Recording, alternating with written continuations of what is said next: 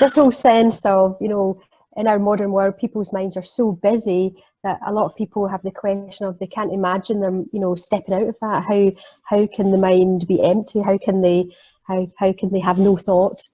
In a Well, sense? yeah, I mean that's one of the things the impression that people have about meditation, that is this idea that you've got to empty your mind or have no thoughts, or you're going to become really, really aware of your thoughts. And actually that's not an invitation that many people want to take up to start with.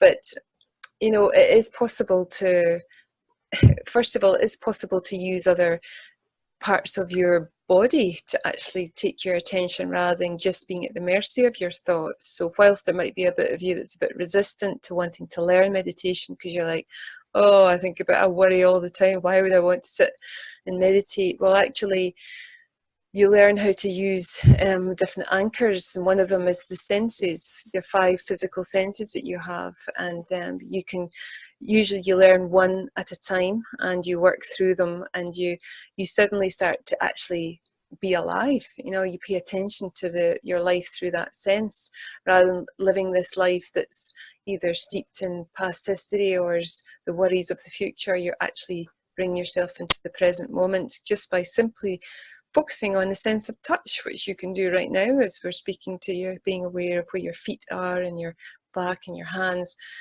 And so, that's a sense of so there's a sense of noticing when your mind is busy, but then coming back to your senses and using it like an anchor and coming back to that time and time again. And it may seem at first that that's impossible for you to do, but if just as Gillian says, it's a cumulative effect, and it isn't about trying to carve out, I mean, it's nice to have maybe 15-20 minutes a day, but if that's a stumbling block for you mentally because you think, I just can't do that, then at least just bringing your awareness to your senses as often as you can throughout your day can be very, very helpful.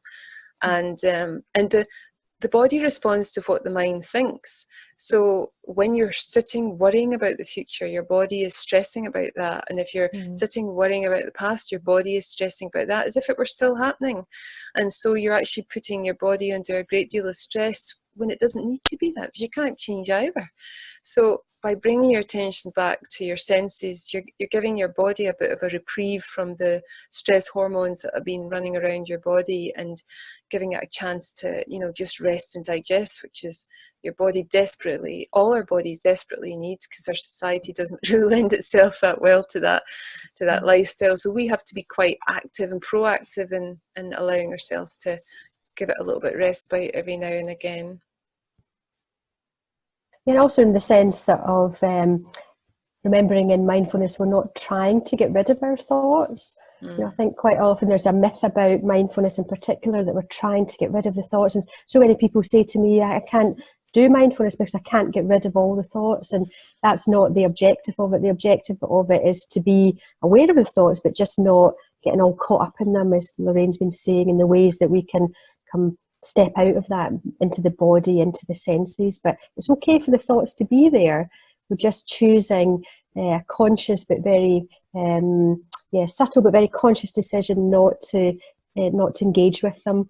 And it sounds kind of is that possible? But actually, when you get the little glimpse of that, it is possible to do that even for a few moments, and that creates a little sense of spaciousness, and is very freeing for people, very empowering. Yeah, it doesn't take that long.